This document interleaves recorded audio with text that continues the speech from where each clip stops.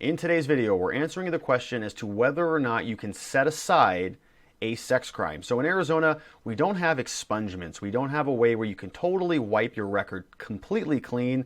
The closest thing that we have is what's called a motion to set aside a conviction. It does provide some relief. It does provide some way to clear up your record a little bit.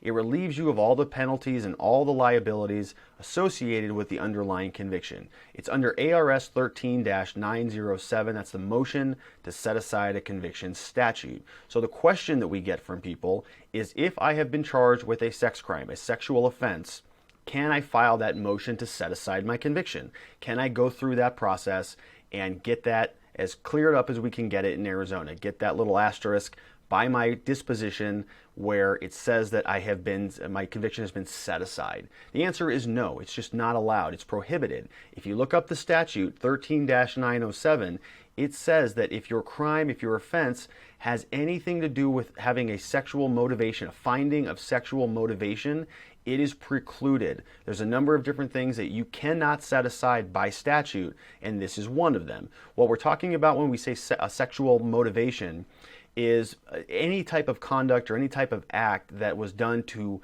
for the purpose of pleasing the defendant, in this case the person with the conviction, for their sexual gratification. So pleasing them or for the purposes of their sexual gratification. If there's a finding that the underlying offense was done with sexual motivation, it's going to be precluded by 13-907 under the Arizona revised statutes. So where we see this most commonly is when people are charged with indecent exposure.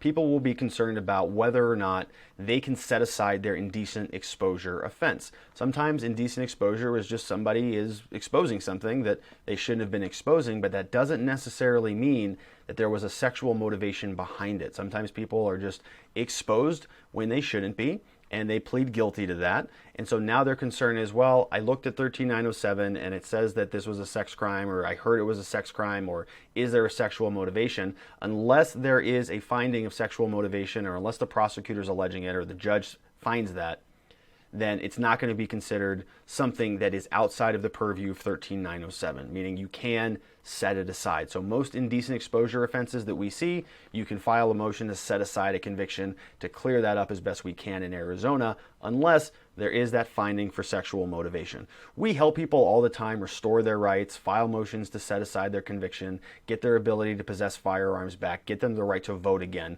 So if you're in a situation like that where you have some questions about this, what does 13-907 say? How does it apply to my case?